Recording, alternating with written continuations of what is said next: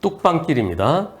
앞차랑 안전거리 충분히 여유있게 가고 있습니다. 가다가 앞차가 살짝 왼쪽으로 틀어서 갈 거예요. 왜 그럴까요? 네, 저 앞에 자전거가 가고 있네요. 나도 역시 앞차처럼 가려고 그러는데 자전거 들어오네요.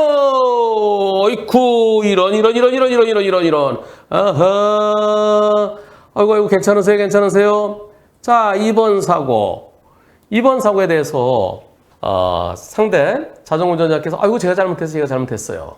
예, 그러시면서 가벼운 찰거상이니까 괜찮다면서 뭐 경찰에도 연락하지 마시고요. 보험사도 연락 안 해도 괜찮아요. 제가 잘못했어요. 그래서 연락처는 교환했습니다. 근데 그날 통화하면서 자전거 점검하는 비용 5만 원, 그리고 찰과상 상처 치료비 10만 원, 15만 원으로 마무리하자고 하셔서 네, 통장으로 보내드렸어요. 근데 2주가 지난 다음에 갑자기 후유증으로 입원해야 될 것 같대요. 대인 대물 보험 접수를 요청하십니다. 과실은 어느 정도 나올까요? 먼저 현금으로 합의 요청하고 다시 번복했는데 보험 처리해줘야 될 의무가 있나요? 현실적인 가장 적합한 해결 방법은 뭔가요? 우선 15만 원으로 끝내고 그리고 나중에 가서 내가 치료가 더 필요할 것 같다? 2주가 지나서 2주 동안 괜찮다가 지금 입원한다? 그건 좀 합리적이지 않은데요? 만약에 2주 동안 계속 통원치를 받았는데 통원치를 계속 받았는데도 낫지 않아서 입원해야 된다라고 그러면은 그러면 그 당시 10만 원에 합의할 성질은 아니었어. 이건 내가 착각한 거야. 착오야. 그래서 착오를 취소할 수는 있습니다. 불박차의 잘못이 있음을 전제로 해서요. 근데 그게 아니고 지금 입원해야 될 정도가 아니고 그동안 별로 그동안 치료받은 것도 없다. 그렇다면 지금 와서 아픈 거를 어떻게 인정하죠? 다른 데서 또 넘어졌을 수도 있잖아요. 그래서 인과관계 인정받기 어렵습니다. 지난 2주 동안 계속 꾸준히 치료받은 게 있다 그러면은 그때 다쳐서 지금 입원 치료가 더 필요하구나, 집중 치료가 필요하구나 할 수 있겠지만 글쎄요, 어디가 부러지거나 인대가 뭐 크게 문제되거나 그러지 않고서 2주가 지난 다음에 지금서 입원한다? 이제 그거는 좀 검토가 필요해요. 네. 인과관계를 따져봐야 되겠습니다. 근데 문제는 그래서 그래 나한테 잘못이 있고 그리고 입원이 필요하네, 많이 다쳤네, 그러면 15만 원은요 그 사람한테 내가 돌려받든가 아니면 우리 보험사에서 15만 원 나한테 줍니다. 왜? 보험 처리하는 거, 보험회사에서 나가야 될 돈이 미리 나간 거죠. 그럼 상대로부터 내가 그냥 돌려받든지 아니면 보험사에서 15만 원을 빼고 그러니까 그 15만 원 나한테 다시 줄 거예요. 근데 문제는요, 불박차한테 잘못이 있을까요? 투표해 보겠습니다. 자전거 100% 잘못입니까? 자전거가 더 잘못했습니까? 불박차가 더 잘못했습니까? 자전거 100% 잘못이라는 의견이 64% 있습니다. 자전거가 더 잘못이라는 의견이 30% 있습니다. 불박차가 더 잘못이라는 의견이 6% 있습니다. 다시 한번 볼까요? 자, 저 앞에 자전거 가고 있고 피해가고 언제 들어오나요? 여기 중앙선이 있어요.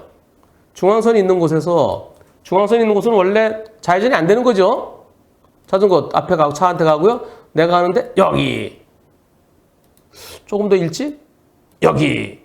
거리가 얼마나 될까요? 자동차 2대 들어갈까요? 10m 될까요? 약 한 10여 m 되는데 제한속도 50도로 해서 불박차 50으로 가고 있었다 그러면 불과 한 10여 m 앞에서 들어오는 거 좀 피할 수 있을까요? 자전거 옆으로 지나갈 때는 측면으로도 옆쪽으로도 안전거리를 지켜야 돼요. 근데 충분히 안전거리를 지키기 위해서 맞은편에 차가 안 와서 이렇게 가는데 들어오면은 이걸 어떻게 피할 수 있을까 이거를. 그래서 불박차에게 무슨 잘못이 있겠는가? 자전거 100% 가수 충분히 있습니다. 교차로가 아니고 중앙선이 이어진 곳이기 때문에. 다만 불박차가 지금 오디오가 없어요. 오디오가 없어서 만약에 빵을 안 해줬다 그러면 빵 좀 해주지 하면서 불박차에도 한 20% 전후 있다고 할 가능성도 있습니다. 예전에 블랙박스 없을 때 저럴 때는 불박차 70으로 봤어요. 근데 지금 블랙박스에 의해서 저걸 어떻게 예상해요? 자전거도요. 깜빡이 없어 손으로 표시를 해줘야 뒤를 보면서요. 이분께서 속상해도 블랙박스에 녹음은 되지 않았지만 저도 간격을 두면서 당연히 바로 크락션을 울렸어요. 계속 울렸어요. 속도를 줄이면서 정지했습니다. 저는 피하려고 했고요. 자전거도 차고 또 주변을 살피지 않고 방향을 바꾸셨고 중앙선 침범도 붙어야 했기 때문에 분명 자전거 과실도 있으니 최대한 과실 적게 받고 싶은 게 사실이고요. 5대5 받을 수 있으면 받고 싶습니다. 5대5가 아니고요. 100대 빵이냐 아니냐예요. 그래 빵은 미리 했어야 돼요. 빵은 꺾기 전에 미리 빵빵빵빵. 그런데 빵과 무관하게 100대 빵 가능성이 무진장 높아 보인다는 것이 제 의견이고요. 여러분들도 64%가 100대 빵 의견입니다. 64%가.